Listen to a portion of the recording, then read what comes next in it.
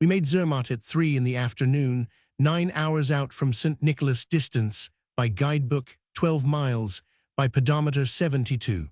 We were in the heart and home of the mountain climbers, now, as all visible things testified. The snow peaks did not hold themselves aloof, in aristocratic reserve. They nestled close around, in a friendly, sociable way. Guides, with the ropes and axes and other implements of their fearful calling slung about their persons, roosted in a long line upon a stone wall in front of the hotel and waited for customers, sunburnt climbers in mountaineering costume, and, followed by their guides and porters, arrived from time to time, from breakneck expeditions among the peaks and glaciers of the high Alps. Male and female tourists, on mules, filed by, in a continuous procession, hotelward bound from wild adventures which would grow in grandeur every time they were described at the English or American fireside, and at last outgrow the possible itself. We were not dreaming. This was not a make-believe home of the Alp climber, created by our heated imaginations. No, for here was Mr. Girdlestone himself, the famous Englishman who hunts his way to the most formidable alpine summits without a guide. I was not equal to imagining a Girdlestone. It was all I could do to even realize him, while looking straight at him at short range. I would rather face whole-hide parks of artillery than the ghastly forms of death which he has faced among the peaks and precipices of the mountains. There is probably no pleasure equal to the pleasure of climbing a dangerous Alp, but it is a pleasure which is confined strictly to people who can find pleasure in it. I have not jumped to this conclusion. I have traveled to it per gravel train, so to speak. I have thought the thing all out, and am quite sure I am right. A born climber's appetite for climbing is hard to satisfy. When it comes upon him, he is like a starving man with a feast before him. He may have other business on hand, but it must wait. Mr. Girdlestone had had his usual summer holiday in the Alps, and had spent it in his usual way, hunting for unique chances to break his neck. His vacation was over, and his luggage packed for England, but all of a sudden a hunger had come upon him to climb the tremendous Weisshorn once more, for he had heard of a new and utterly impossible route up it. His baggage was unpacked at once, and now he and a friend, laden with knapsacks, ice axes, coils of rope, and canteens of milk, were just setting out. They would spend the night high up among the snows, somewhere, and get up at 2 in the morning and finish the enterprise. I had a strong desire to go with them, but forced it down, a feat which Mr. Girdlestone, with all his fortitude, could not do. Even ladies catch the climbing mania and are unable to throw it off. A famous climber of that sex had attempted the Weisshorn a few days before our arrival, and she and her guides had lost their way in a snowstorm high up among the peaks and glaciers and been forced to wander around a good while before they could find a way down. When this lady reached the bottom, she had been on her feet 23 hours. Our guides, hired on the Gemmi, were already at Zermatt when we reached there, so there was nothing to interfere with our getting up an adventure whenever we should choose the time and the object. I resolved to devote my first evening in Zermatt to studying up the subject of alpine climbing by way of preparation. I read several books, and here are some of the things I found out. One's shoes must be strong and heavy and have pointed hobnails in them. The alpenstock must be of the best wood, for if it should break, loss of life might be the result. One should carry an axe to cut steps in the ice with on the great heights. There must be a ladder, for there are steep bits of rock which can be surmounted with this instrument or this utensil, but could not be surmounted without it. Such an obstruction has compelled the tourist to waste hours hunting another route, when a ladder would have saved him all trouble. One must have from 150 to 500 feet of strong rope, to be used in lowering the party down steep declivities which are too steep and smooth to be traversed in any other way. One must have a steel hook on another rope, a very useful thing, for when one is ascending and comes to a low bluff which is yet too high for the ladder, he swings this rope aloft like a lasso. The hook catches at the top of the bluff, and then the tourist climbs the rope, hand over hand, being always particular to try and forget that if the hook gives way he will never stop falling till he arrives in some part of Switzerland where they are not expecting him. Another important thing, there must be a rope to tie the whole party together with, so that if one falls from a mountain or down a bottomless chasm in a glacier, the others may brace back on the rope and save him. One must have a silk veil to protect his face from snow, sleet, hail, and gale, and colored goggles to protect his eyes from that dangerous enemy, snow blindness.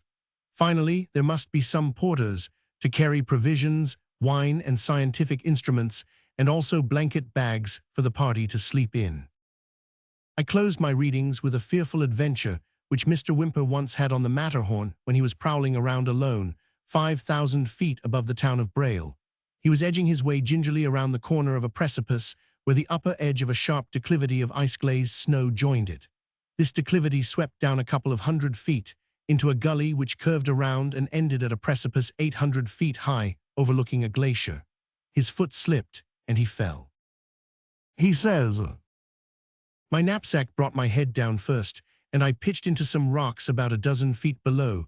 They caught something and tumbled me off the edge, head over heels, into the gully. The baton was dashed from my hands, and I whirled downward in a series of bounds, each longer than the last, now over ice, now into rocks, striking my head 4 or 5 times, each time with increased force. The last bound sent me spinning through the air in a leap of 50 or 60 feet, from one side of the gully to the other, and I struck the rocks, luckily, with the whole of my left side. They caught my clothes for a moment, and I fell back onto the snow with motion arrested. My head fortunately came the right side up, and a few frantic catches brought me to a halt in the neck of the gully and on the verge of the precipice. Baton, hat, and veil skimmed by and disappeared, and the crash of the rocks, which I had started, as they fell onto the glacier, told how narrow had been the escape from utter destruction. As it was, I fell nearly 200 feet in 7 or 8 bounds. 10 feet more would have taken me in one gigantic leap of 800 feet on to the glacier below. The situation was sufficiently serious. The rocks could not be let go for a moment, and the blood was spurting out of more than 20 cuts. The most serious ones were in the head, and I vainly tried to close them with one hand while holding on with the other. It was useless. The blood gushed out in blinding jets at each pulsation. At last, in a moment of inspiration, I kicked out a big lump of snow and struck it as plaster on my head. The idea was a happy one, and the flow of blood diminished. Then, scrambling up, I got, not a moment too soon, to a place of safety and fainted away. The sun was setting when consciousness returned, and it was pitch dark before the great staircase was descended. But by a combination of luck and care, the whole 4,700 feet of descent to Braille was accomplished without a slip or once missing the way. His wounds kept him abed some days. Then he got up and climbed that mountain again. That is the way with a true Alp climber. The more fun he has, the more he wants. Chapter 37. Our imposing column starts upward. After I had finished my readings, I was no longer myself. I was tranced, uplifted, intoxicated by the almost incredible perils and adventures I had been following my authors through and the triumphs I had been sharing with them. I sat silent some time, then turned to Harris and said, "My mind is made up." Something in my tone struck him, and when he glanced at my eye and read what was written there, his face paled perceptibly. He hesitated a moment, then said, "Speak." I answered with perfect calmness, "I will ascend the Riffelberg." If I had shot my poor friend, he could not have fallen from his chair more suddenly. If I had been his father, he could not have pleaded harder to get me to give up my purpose. But I turned a deaf ear to all he said. When he perceived at last that nothing could alter my determination, he ceased to urge, and for a while the deep silence was broken only by his sobs. I sat in marble resolution, with my eyes fixed upon vacancy, for in spirit I was already wrestling with the perils of the mountains, and my friend sat gazing at me in adoring admiration through his tears. At last he threw himself upon me in a loving embrace and exclaimed in broken tones, "Your Harris will never desert you. We will die together." I cheered the noble fellow with praises, and soon his fears were forgotten, and he was eager for the adventure. He wanted to summon the guides at once and leave at 2 in the morning, as he supposed the custom was, but I explained that nobody was looking at that hour, and that the start in the dark was not usually made from the village, but from the first night's resting place on the mountain's side. I said we would leave the village at 3 or 4 p.m. on the morrow.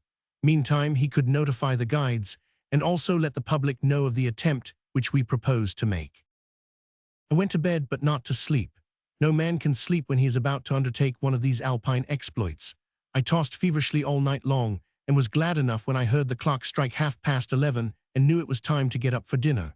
I rose, jaded and rusty, and went to the noon meal, where I found myself the center of interest and curiosity, for the news was already abroad. It is not easy to eat calmly when you are a lion, but it is very pleasant nevertheless. As usual at Zermatt, when a great ascent is about to be undertaken, everybody, native and foreign, laid aside his own projects and took up a good position to observe the start. The expedition consisted of 198 persons, including the mules, or 205, including the cows, as follows. Chiefs of service, subordinates. Myself, 1 veterinary surgeon. Mr. Harris, 1 butler. 17 guides, 12 waiters. 4 surgeons, 1 footman. 1 geologist, 1 barber. 1 botanist, 1 head cook. 3 chaplains, 9 assistants. 2 draftsmen, 4 pastry cooks. 15 barkeepers, 1 confectionery artist. 1 Latinist. Transportation, et porters, 3 coarse washers and ironers. 44 mules, 1 fine ditter. 44 muleteers, 7 cows. 2 milkers. Total 154 men, 51 animals. Grand total 205. Rations, etc. apparatus. 16 cases hams, 25 spring mattresses. 2 barrels flour, 2 hair ditter. 22 barrels whiskey bedding for same. 1 barrel sugar, 2 mosquito nets. 1 keg lemons, 29 tents. 2,000 cigars, scientific instruments. 1 barrel pies, 97 ice axes. 1 ton of pemmican, 5 cases dynamite.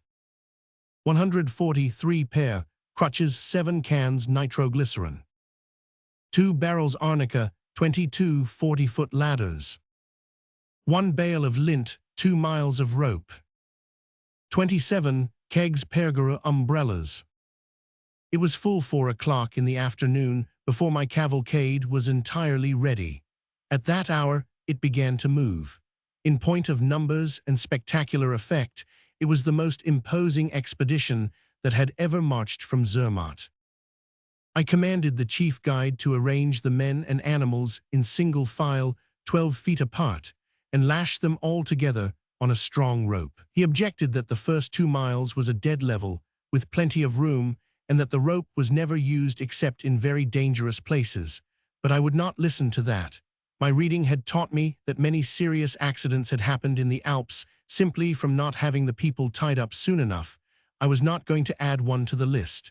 The guide then obeyed my order. When the procession stood at ease, roped together, and ready to move, I never saw a finer sight. It was 22 feet long, over half a mile. Every man and me was on foot, and had on his green veil and his blue goggles, and his white rag around his hat, and his coil of rope over one shoulder and under the other, and his ice axe in his belt, and carried his alpenstock in his left hand, his umbrella closed in his right, and his crutches slung at his back. The burdens of the pack mules and the horns of the cows were decked with the edelweiss and the alpine rose. I and my agent were the only persons mounted. We were in the post of danger in the extreme rear and tied securely to 5 guides apiece. Our armor-bearers carried our ice axes, alpenstocks, and other implements for us. We were mounted upon very small donkeys as a measure of safety. In time of peril, we could straighten our legs and stand up, and let the donkey walk from under. Still, I cannot recommend this sort of animal, at least for excursions of mere pleasure, because his ears interrupt the view. I and my agent possessed the regulation mountaineering costumes, but concluded to leave them behind, out of respect for the great numbers of tourists of both sexes who would be assembled in front of the hotels to see us pass, and also out of respect for the many tourists whom we expected to encounter on our expedition. We decided to make the ascent in evening dress. We watered the caravan at the cold stream which rushes down a trough near the end of the village, and soon afterward left the haunts of civilization behind us. About 5:30, we arrived at a bridge which spans the Visp, and after throwing over a detachment to see if it was safe, the caravan crossed without accident. The way now led, by a gentle ascent, carpeted with fresh green grass, to the church at Winkelmatten. Without stopping to examine this edifice, I executed a flank movement to the right and crossed the bridge over the Finderlenbach, after first testing its strength. Here I deployed to the right again, and presently entered an inviting stretch of meadowland which was unoccupied save by a couple of deserted huts toward the furthest extremity. These meadows offered an excellent camping place. We pitched our tents, supped, established a proper grade, recorded the events of the day, and then went to bed. We rose at 2 in the morning and dressed by candlelight. It was a dismal and chilly business. A few stars were shining, but the general heavens were overcast, and the great shaft of the Matterhorn was draped in a cable pall of clouds. The chief guide advised a delay. He said he feared it was going to rain. We waited until 9 o'clock and then got away in tolerably clear weather. Our course led up some terrific steeps, densely wooded with larches and cedars, and traversed by paths which the rains had guttered and which were obstructed by loose stones. To add to the danger and inconvenience, we were constantly meeting returning tourists on foot and horseback, and as constantly being crowded and battered by ascending tourists who were in a hurry and wanted to get by. Our troubles thickened.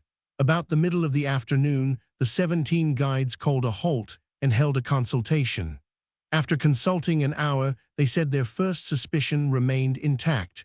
That is to say, they believed they were lost. I asked if they did not know it. No, they said, they couldn't absolutely know whether they were lost or not, because none of them had ever been in that part of the country before. They had a strong instinct that they were lost, but they had no proofs, except that they did not know where they were. They had met no tourists for some time, and they considered that a suspicious sign. Plainly, we were in an ugly fix. The guides were naturally unwilling to go alone and seek a way out of the difficulty, so we all went together. For better security, we moved slow and cautiously, for the forest was very dense.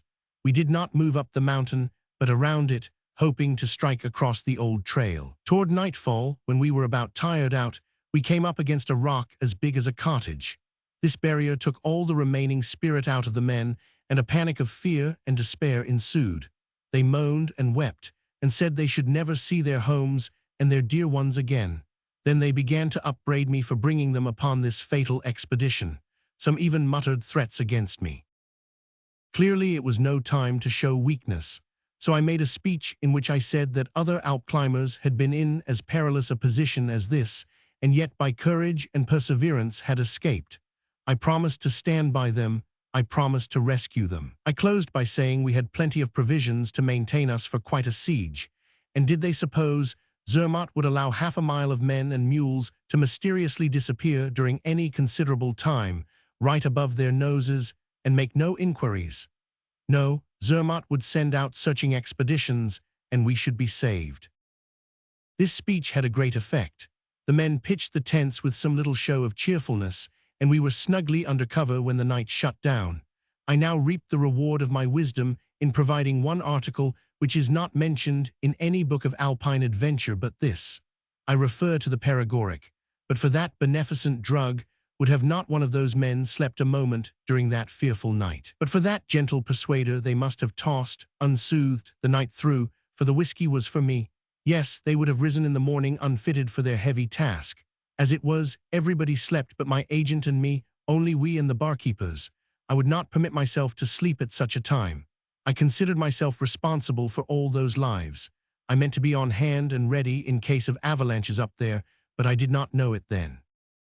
We watched the weather all through that awful night and kept an eye on the barometer to be prepared for the least change. There was not the slightest change recorded by the instrument during the whole time. Words cannot describe the comfort that that friendly, hopeful, steadfast thing was to me in that season of trouble. It was a defective barometer and had no hand but the stationary brass pointer, but I did not know that until afterward. If I should be in such a situation again, I should not wish for any barometer but that one. All hands rose at 2 in the morning and took breakfast, and as soon as it was light, we roped ourselves together and went at that rock. For some time, we tried the hook rope and other means of scaling it, but without success. That is, without perfect success. The hook caught once, and Harris started up it hand over hand, but the hold broke, and if there had not happened to be a chaplain sitting underneath at the time, Harris would certainly have been crippled. As it was the chaplain. He took to his crutches, and I ordered the hook rope to be laid aside. It was too dangerous an implement where so many people are standing around. We were puzzled for a while, then somebody thought of the ladders. One of these was leaned against the rock, and the men went up it tied together in couples. Another ladder was sent up for use in descending. At the end of half an hour, everybody was over, and that rock was conquered. We gave our first grand shout of triumph, but the joy was short-lived, for somebody asked how we were going to get the animals over. This was a serious difficulty. In fact, it was an impossibility. The courage of the men began to waver immediately. Once more we were threatened with a panic, but when the danger was most imminent, we were saved in a mysterious way. A mule which had attracted attention from the beginning by its disposition to experiment tried to eat a 5-pound can of nitroglycerin. This happened right alongside the rock. The explosion threw us all to the ground and covered us with dirt and debris. It frightened us extremely, too, for the crash it made was deafening, and the violence of the shock made the ground tremble. However, we were grateful, for the rock was gone. Its place was occupied by a new cellar, about 30 feet across by 15 feet deep. The explosion was heard as far as Zermatt, and an hour and a half afterward, many citizens of that town were knocked down and quite seriously injured by descending portions of mule meat, frozen solid. This shows, better than any estimate in figures, how high the experimenter went. We had nothing to do now but bridge the cellar and proceed on our way. With a cheer, the men went at their work. I attended to the engineering myself. I appointed a strong detail to cut down trees with ice axes and trim them for piers to support the bridge. This was a slow business, for ice axes are not good to cut wood with. I caused my piers to be firmly set up in ranks in the cellar, and upon them I laid 6 of my 40-foot ladders, side by side, and laid 6 more on top of them. Upon this bridge I caused a bed of boughs to be spread, and on top of the boughs a bed of earth 6 inches deep. I stretched ropes upon either side to serve as railings, and then my bridge was complete. A train of elephants could have crossed it in safety and comfort. By nightfall the caravan was on the other side, and the ladders were taken up. Next morning we went on in good spirits for a while, though our way was slow and difficult, by reason of the steep and rocky nature of the ground and the thickness of the forest.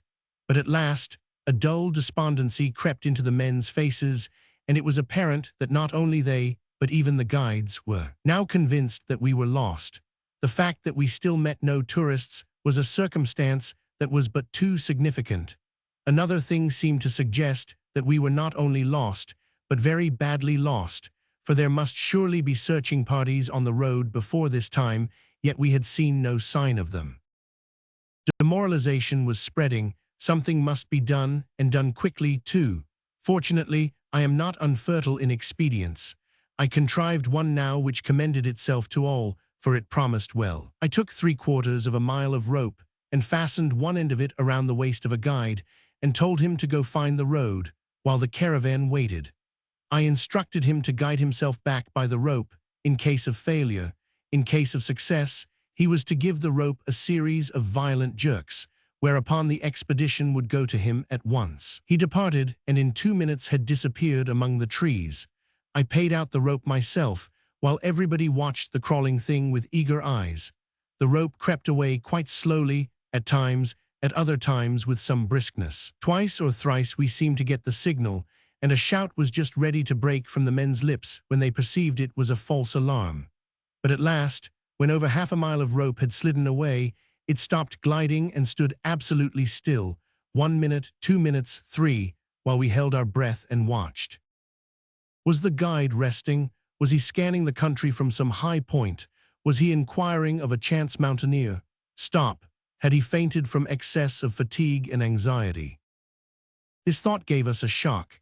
I was in the very first act of detailing an expedition to succor him when the cord was assailed with a series of such frantic jerks that I could hardly keep hold of it.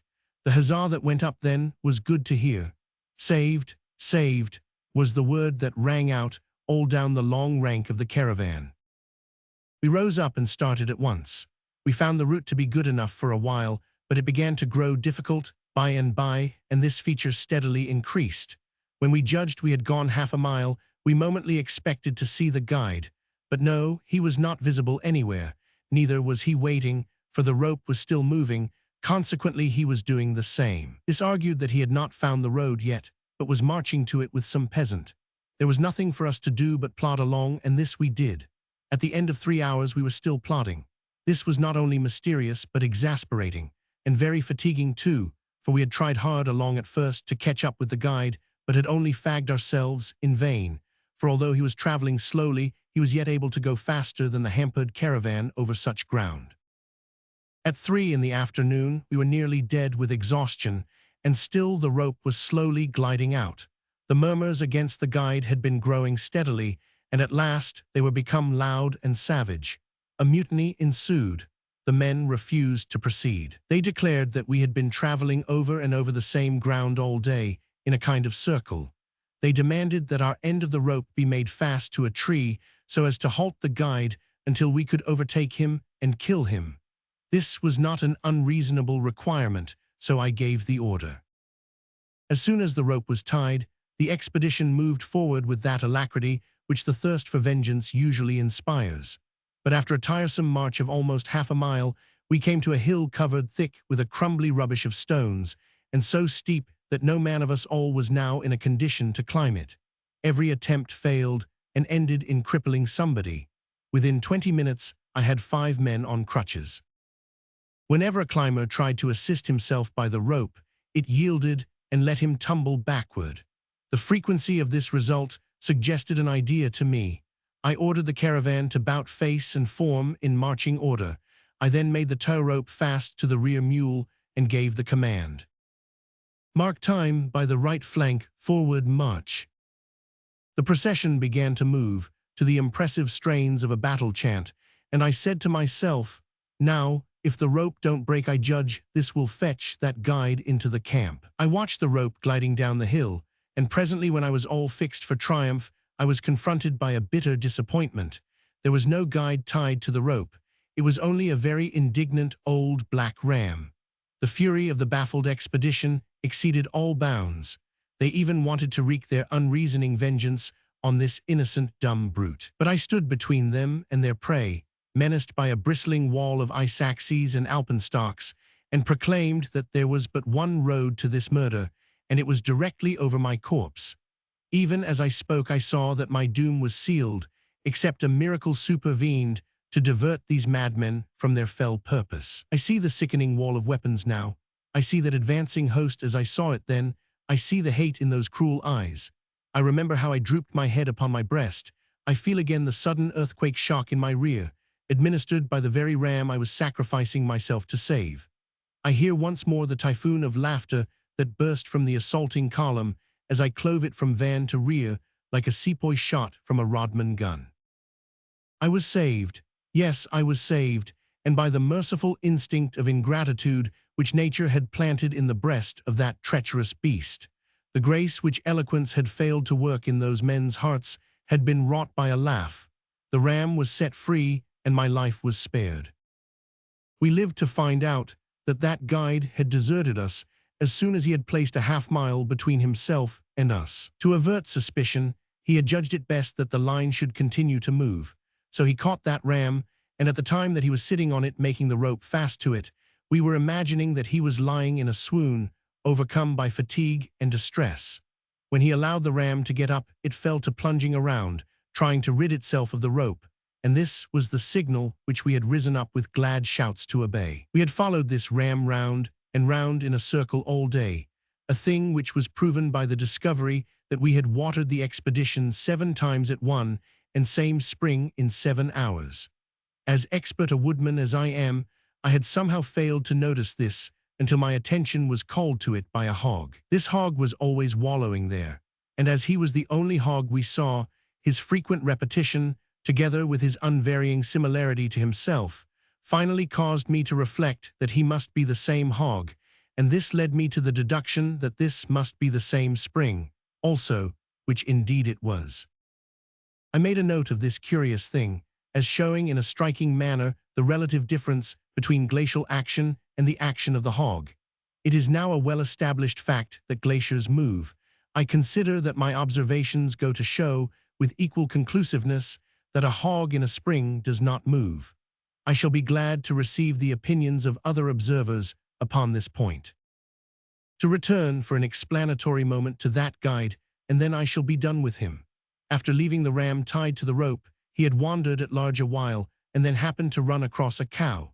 Judging that a cow would naturally know more than a guide, he took her by the tail, and the result justified his judgment. She nibbled her leisurely way downhill till it was near milking time, then she struck for home and towed him into Zermatt. Chapter 38. I conquer the Gorner Grat. We went into camp on that wild spot to which that ram had brought us. The men were greatly fatigued. Their conviction that we were lost was forgotten in the cheer of a good supper, and before the reaction had a chance to set in, I loaded them up with paregoric and put them to bed. Next morning I was considering in my mind our desperate situation and trying to think of a remedy, when Harris came to me with a Baedeker map which showed conclusively that the mountain we were on was still in Switzerland. Yes, every part of it was in Switzerland. So we were not lost, after all. This was an immense relief. It lifted the weight of 2 such mountains from my breast. I immediately had the news disseminated, and the map was exhibited. The effect was wonderful. As soon as the men saw with their own eyes that they knew where they were, and that it was only the summit that was lost, and not themselves, they cheered up instantly and said with one accord, "Let the summit take care of itself." Our distresses being at an end, I now determined to rest the men in camp and give the scientific department of the expedition a chance. First, I made a barometric observation to get our altitude, but I could not perceive that there was any result. I knew by my scientific reading that either thermometers or barometers ought to be boiled to make them accurate. I did not know which it was, so I boiled them both. There was still no result, so I examined these instruments and discovered that they possessed radical blemishes. The barometer had no hand, but the brass pointer and the ball of the thermometer was stuffed with tin foil. I might have boiled those things to rags and never found out anything. I hunted up another barometer. It was new and perfect. I boiled it half an hour in a pot of bean soup which the cooks were making. The result was unexpected. The instrument was not affecting at all, but there was such a strong barometer taste to the soup that the head cook, who was a most conscientious person, changed its name in the bill of fare. The dish was so greatly liked by all that I ordered the cook to have barometer soup every day. It was believed that the barometer might eventually be injured, but I did not care for that. I had demonstrated to my satisfaction that it could not tell how high a mountain was, therefore I had no real use for it. Changes in the weather I could take care of without it. I did not wish to know when the weather was going to be good. What I wanted to know was when it was going to be bad, and this I could find out from Harris's corns. Harris had had his corns tested and regulated at the government observatory in Heidelberg, and one could depend upon them with confidence. So I transferred the new barometer to the cooking department to be used for the official mess. It was found that even a pretty fair article of soup could be made from the defective barometer, so I allowed that one to be transferred to the subordinate mess. I next boiled the thermometer and got a most excellent result. The mercury went up to about 200 degrees Fahrenheit. In the opinion of the other scientists of the expedition, this seemed to indicate that we had attained the extraordinary altitude of 200,000 feet above sea level. Science places the line of eternal snow at about 10,000 feet above sea level. There was no snow where we were. Consequently, it was proven that the eternal snow line ceases somewhere above the 10,000-foot level and does not begin anymore. This was an interesting fact, and one which had not been observed by any observer before. It was as valuable as interesting, too, since it would open up the deserted summits of the highest Alps to population and agriculture. It was a proud thing to be where we were, yet it caused us a pang to reflect that, but for that ram, we might just as well have been 200,000 feet higher. The success of my last experiment induced me to try an experiment with my photographic apparatus. I got it out, and boiled one of my cameras, but the thing was a failure. It made the wood swell up and burst, and I could not see that the lenses were any better than they were before. I now concluded to boil a guide. It might improve him, it could not impair his usefulness, but I was not allowed to proceed. Guides have no feeling for science, and this one would not consent to be made uncomfortable in its interest. In the midst of my scientific work, one of those needless accidents happened which are always occurring among the ignorant and thoughtless. A porter shot at a chamois and missed it and crippled the Latinist. This was not a serious matter to me, for a Latinist's duties are as well performed on crutches as otherwise, but the fact remained that if the Latinist had not happened to be in the way, a mule would have got that load. That would have been quite another matter, for when it comes down to a question of value, there is a palpable difference between a Latinist and a mule. I could not depend on having a Latinist in the right place every time, so to make things safe, I ordered that in the future the chamois must not be hunted within limits of the camp with any other weapon than the forefinger. My nerves had hardly grown quiet after this affair when they got another shake-up, one which utterly unmanned me for a moment. A rumor swept suddenly through the camp that one of the barkeepers had fallen over a precipice. However, it turned out that it was only a chaplain. I had laid in an extra force of chaplains, purposely to be prepared for emergencies like this, but by some unaccountable oversight had come away rather short-handed in the matter of barkeepers. On the following morning we moved on, well refreshed and in good spirits. I remember this day with peculiar pleasure because it saw our road restored to us. Yes, we found our road again, and in quite an extraordinary way. We had plodded along some 2 hours and a half when we came up against a solid mass of rock about 20 feet high. I did not need to be instructed by a mule this time. I was already beginning to know more than any mule in the expedition. I at once put in a blast of dynamite and lifted that rock out of the way. But to my surprise and mortification, I found that there had been a chalet on top of it. I picked up such members of the family as fell in my vicinity, and subordinates of my corps collected the rest. None of these poor people were injured, happily, but they were much annoyed. I explained to the head chaletier just how the thing happened, and that I was only searching for the road, and would certainly have given him timely notice if I had known he was up there. I said I had meant no harm, and hoped I had not lowered myself in his estimation by raising him a few rods in the air. I said many other judicious things, and finally, when I offered to rebuild his chalet and pay for the breakages and throw in the cellar, he was mollified and satisfied. He hadn't any cellar at all before. He would not have as good a view now as formerly, but what he had lost in view he had gained in cellar, by exact measurement. He said there wasn't another hole like that in the mountains, and he would have been right if the late mule had not tried to eat up the nitroglycerin. I put 116 men at work, and they rebuilt the chalet from its own debris in 15 minutes. It was a good deal more picturesque than it was before, too. The man said we were now on the Fehlstutz, above the Schwegmatt, information which I was glad to get, since it gave us our position to a degree of particularity which we had not been accustomed to for a day or so. We also learned that we were standing at the foot of the Riffelberg proper, and that the initial chapter of our work was completed. We had a fine view from here of the energetic Visp, as it makes its first plunge into the world from under a huge arch of solid ice worn through the footwall of the great Gorner Glacier, and we could also see the Fergenbach, which is the outlet of the Fergen Glacier. The mule road to the summit of the Riffelberg passed right in front of the chalet, a circumstance which we almost immediately noticed, because a procession of tourists was filing along it pretty much all the time. Pretty much may not be elegant English, but it is high time it was. There is no elegant word or phrase which means just what it means. MT. The chaletier's business consisted in furnishing refreshments to tourists. My blast had interrupted this trade for a few minutes by breaking all the bottles on the place, but I gave the man a lot of whiskey to sell for Alpine champagne and a lot of vinegar which would answer for Rhine wine. Consequently, trade was soon as brisk as ever. Leaving the expedition outside to rest, I quartered myself in the chalet with Harris, proposing to correct my journals and scientific observations before continuing the ascent.